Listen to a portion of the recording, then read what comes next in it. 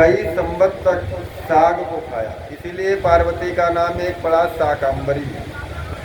पार्वती देवी का एक नाम है शाकंभरी देवी।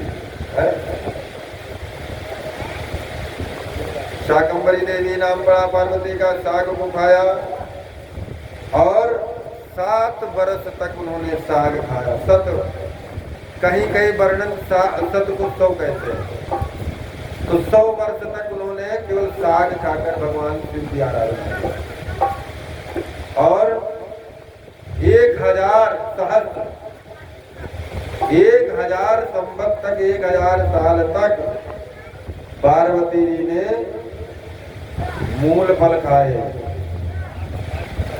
और कहते हैं जो जल होता है, जल के ऊपर जो बुदबुदा निकलता है, पानी जैसा बनता है, उसको खाकर के पार्वती जी ने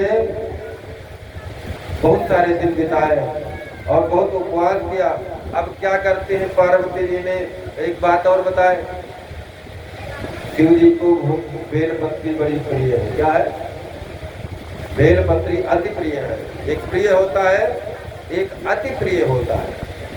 तो बेलपत्र इतना प्रिय है भगवान शिव जी को, तो भगवान माता पार्वती जी ने सोचा कि चलो बेलपत्र जो शिव जी पर चढ़ाती हैं, पार्थिव पूजन कर रही हैं, तो उस बेलपत्र को उठा करके जब विसर्जन करने का टाइम है उसको ग्रहण कर ले और कहते हैं हे स्वामी आप प्रसन्न हो जाइए।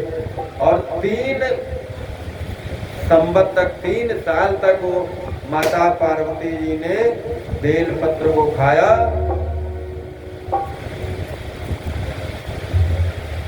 3000 संवत अर्थात साल तक माता पार्वती जी ने बेलपत्र को खाया। इस प्रकार भगवान जी प्रसन्न हुए, आए। मन में वो जो झांकी बनाया पार्वती जी ने, जो पूजा किया। एक बात और बताए, एक बात और कहेंगे, जो हम पूजा करते हैं, बड़े गौर से सुनना, कोई भी मूर्ति हो, कोई भी देवता हो, किसी की हम पूजा करते हैं, मंदिर में जाते हैं, शिव मंदिर में गए, शिव जी के दर्शन किए, शिव की झांकी मन में बनी, आंख बंद किए। अभी हम गए केदारनाथ गए, केदारनाथ में शिव जी के दर्शन किए, तो लौट करके आए तो हमारे मन में कौन सी छवि बनेगी? भगवान शिव की लिंग रूप आकृति बनेगी। अगर जो हम कन्याकुमारी गए, दुर्गा जी के हमने दर्शन किया तो उसकी छवि बनेगी, दुर्गा जी कैसी है। वृंदावन गए, वृंदावन में बांके बिहारी जी को देखा और बांके बिहारी जी के दर्शन किया, तो जब हम लौट करके आए, आंखें बंद किया, तो हमको क्या दिखेगा? बांके बिहारी। अर्थात जो मूर्ति है, जो पूजा है, हम अपने हृदय के अंदर जो आत्मा रूपी परमात्मा बैठा है, जो हमारे हृदय में बैठा है, लिंग स्वरूप परमात्मा, जो सृष्टि बाहर दिख रही है, जो चीज बाहर है, ये प्रकृति बाहर है, वो हमारे अंदर है, वही चीज हमारे अंदर है। 50 करोड़ योजन जो हमने अभी विस्तार किया, 50 करोड़ योजन का विस्तार हमारे अंदर है। 3,500 करोड़ नाड़ियां इस शरीर के अंदर है। कितनी? हाँ, इतनी नाड़ियां है शरीर के अंदर। इस प्रकार जो हम पूजा करते हैं, तो हम इसीलिए करते हैं, इसलिए करते हैं, जन्म जन्म मुनि जतन कराए,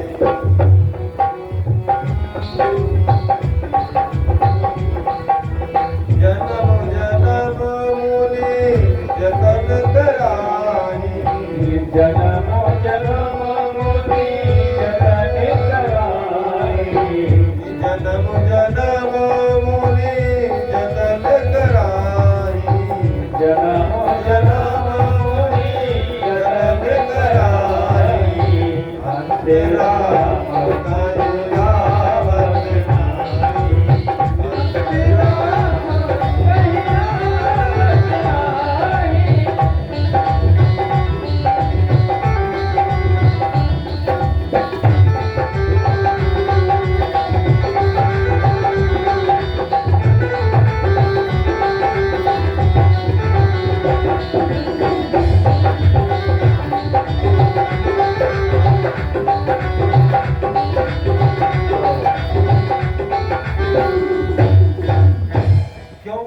मुनियों ने जन्म जन्म तक जतन क्यों कराया?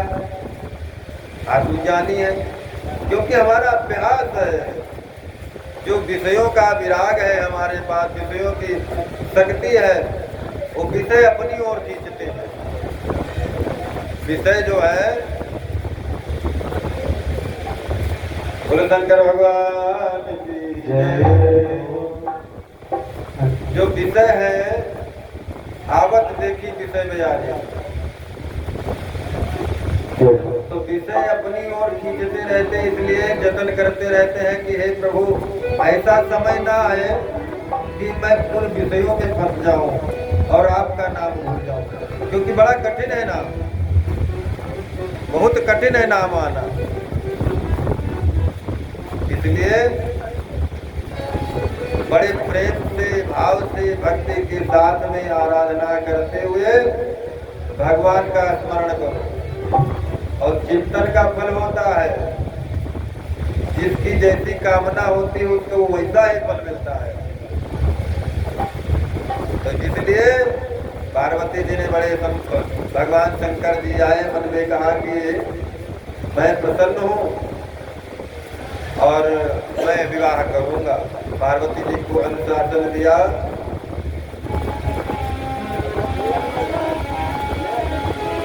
अब इधर लोग कल्याण की कामना से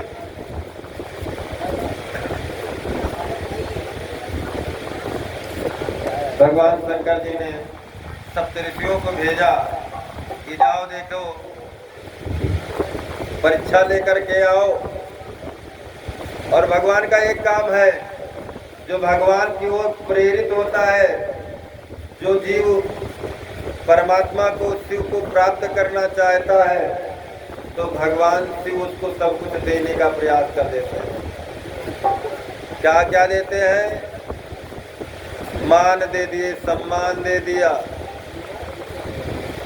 गजबाज दे दिया, सोना चांदी हीरा मोती जवाहरात दे दिया, भूमि भवन वाहन दे दिया, यश कीर्ति दे दिया, शरीर सुंदर दे दिया, परिवार बढ़ा दिया, सब कुछ दे दिया है?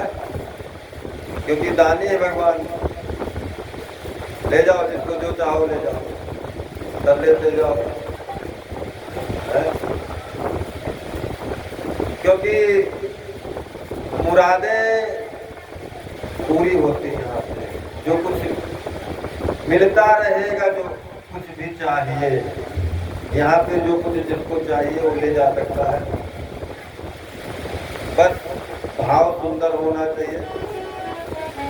भगवान शंकर जी ने सप्तऋषियों को भेजा कि जाओ परीक्षा लेकर के देखो हृदय कैसा हुआ है, क्या चाहती है, जाओ मेरे बारे में बताओ। सप्तऋषि लोग आए, कहने लगे कि हे पार्वती, जब ते सती जाए तन प्यारा, तब ते शिवो मनो भयो विराट। अरे सती ने जब शरीर को त्याग दिया, तब से वो तपस्वी बन गए, और तपस्वी बनने के बाद क्या हुआ? भस्म वस्म लगा के बैठे रहते हैं, उनके ना घर है, सबको कहते हैं बांधने वाले हैं, घर देने वाले हैं, अरे उनके तो कुछ ही नहीं। और कहाँ तुम चक्कर में पड़ी हो? अरे कहो तो मैं, तुम इतना सुंदर हो। देखो 3 देवियां हैं, कौन कौन सी? सरस्वती, लक्ष्मी और पार्वती।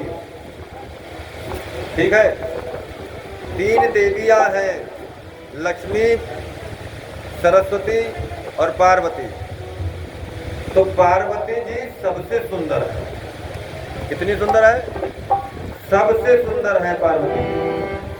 सुंदरता की खान इतनी सुंदर गौरवर्ण, कोई उपमा नहीं दी जा सकती। पार्वती जी से कहा कि कहाँ उनके चक्कर में पड़ी हो, कहाँ भांग धतूर खाने वाले हैं, नंगे नंगे घूमे फिरते रहते हैं, वस्त्र पे नग्न भयंकर रूप है, विकराल रूप है, बड़े बड़े जटाएं रखे हुए हैं, गले में सर्पों की माला को धारण करने वाले हैं। वो भी उनके पास में जब पहुंचने लगोगे तो फुफकारेंगे, सर्प फुफकारेगा, आप जा नहीं पाओगे। और चिता वाली भस्म को अपने अंग राग लपेटते रहते हैं, सप्तऋषि बता रहे हैं। चिता वाली राग को अपने भस्मों पे मलते हैं, इधर उधर लगा लेते हैं, मत्थे पे लगाते हैं, पूरे शरीर में लगाए रहते हैं। एक छोटा सा कपड़ा पहने रहते, वो भी कपड़ा नहीं है, भूखा है। बोले जंगल में रहते हैं ना, बाघ सियार ज्यादा घूमते रहते हैं, तो उनकी खाल वाल कह लेते हैं ले आओ, तो वही बाघ की खाल को, बाघंबर की खाल को धारण करते हैं, बाघंबर के वस्त्र को पहनते हैं। इसलिए और दूसरी बात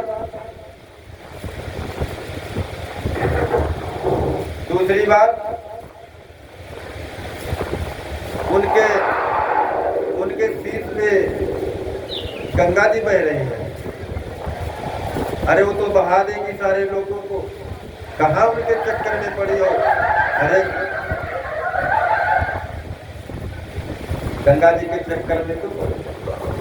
दूसरे उनके चंद्रमा शीश पे लगा हुआ धारण करते हैं, जो आपको बैठने नहीं देगा। अरे अतियों है, इनको छोड़ दो, कहो तो मैं तुम्हारे लिए विवाह की बात मैं विष्णु जी से चला दूं। तुम्हारा विवाह, तुम जैसे सुंदर हो वैसे विष्णु जी बड़े सुंदर हैं। बैठ जाओ बेटा, बैठ जाओ। हाँ भैया,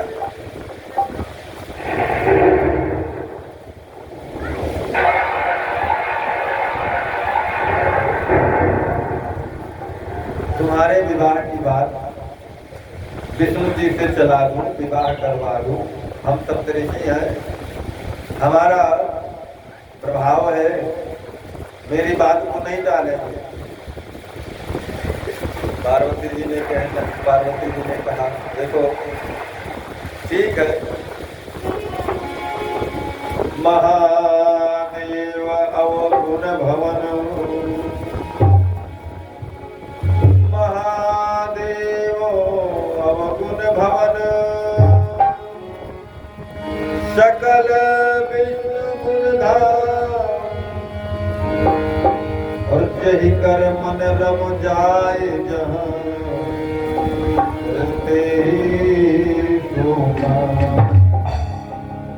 हे सप्तऋषियों, हम जानते हैं, चलो मान लिया मैंने कि उनके कोई घर द्वार नहीं है, कोई है नहीं, माता पिता भी नहीं है, माता पिता भी नहीं ना, उनके साथ में कोई चलने वाले भी नहीं, उनके कोई साथी बराती भी नहीं है, उनके पास रुपया पैसा सोना चांदी नहीं है। हर कन्या चाहती है, हर नारी चाहती है मैं सोने का श्रृंगार करूं, आभूषण पहनूं, रत्न को धारण करूं, सुंदर सुंदर वस्त्र को पहनूं। यही भाई हिमालय भी चाहते थे मेरी कन्या है पहने, परंतु पार्वती जी ने कहा नहीं। माना कि शंकर जी में, शिव जी में 1000 नहीं 1 करोड़ बुराइयां हैं, पर क्या करूं, ये मेरा मन है, ये मन तो लग गया है, और मन लगा है कहाँ, शिव चरणों में तो लगी समाधि, टूट गई तो उनके चरणों में मेरी समाधि लगी हुई है, इसलिए मैं क्षमा चाहूंगी देव सप्तऋषियों। फिर समझाना चाहा सप्तऋषियों ने तो कहा सुनो, जन्म कोटि लग रगर हमारे, जन्म कोटि लग रगर हमारी, जन्म कोटि लग रगर हमारी, जन्म कोटि लग रगर हमारी, जन्म कोटि लग रगर हमारी, जन्म कोटि लग रगर हमारी, बड़ा होता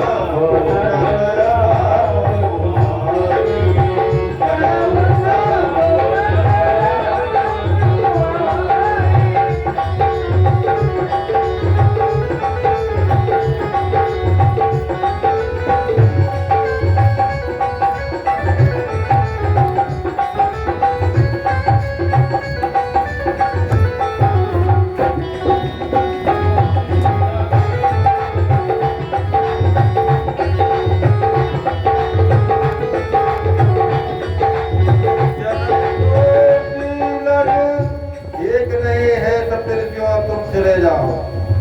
जन्म कोटि लग रगर हमारी, बनहु संभोनत रहु कुमार। हे मुनियों, अब तुम चले जाओ, ज्यादा भला है, क्योंकि अब मुझे क्रोध आने वाला है, और मुझे जब क्रोध आ जाएगा तो कोई बचाने वाला नहीं मिलेगा। इसलिए हमने आपको बता दिया कि भगवान श्री में एक नहीं 1 करोड़ अवगुण होंगे, मुझे चलेगा।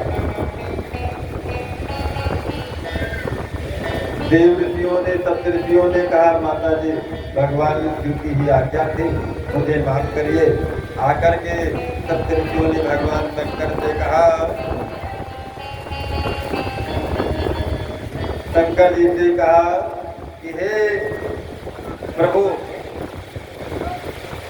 परीक्षा में पार्वती जी पास हो गए। भगवान शंकर जी ने कहा मैं विवाह करूंगा। भगवान शंकर जी विवाह करने के लिए तैयार हो जाते हैं। प्रसंग बहुत लंबा था, काट पीट के आगे बढ़ रहे हैं, चलते हैं, विवाह भी कराना है। अब इधर समय बीता, देवर्षि नारद जी आए, हिमालय को समझाए कि जाओ कन्या को लेकर के आओ। कन्या को लेकर के आओ। हिमालय आज पार्वती जी को लेने के लिए चल देते हैं और जाकर के कहते हैं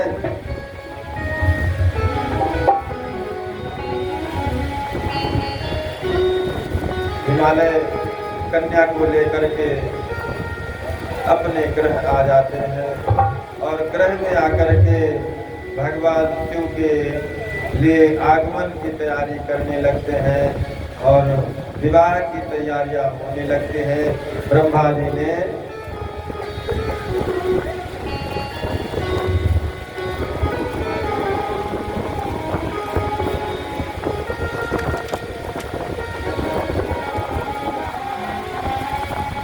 भगवान शंकर के विवाह की बात को शिव जी से कहा। शिव जी ने कहा आप लोगों की प्रार्थना है, जग के हित की बात है, तो मैं फिर विवाह करूंगा। विवाह करने के लिए शिव जी प्रसन्न हो रहे हैं और उनको मनाया गया। इधर ब्रह्मा जी ने हिमालय को कहा कि तुम विवाह की तैयारी करो। विष्णु गिरंज, आइए एक छोटा सा भाव भजन आप लोग श्रवण करें हमारे पैड मास्टर से। ये भैया बढ़िया अच्छा गाते हैं, सुंदर सा सुनाएंगे, फिर कथा की ओर बढ़ेंगे। आइए शंकर भगवान की जय।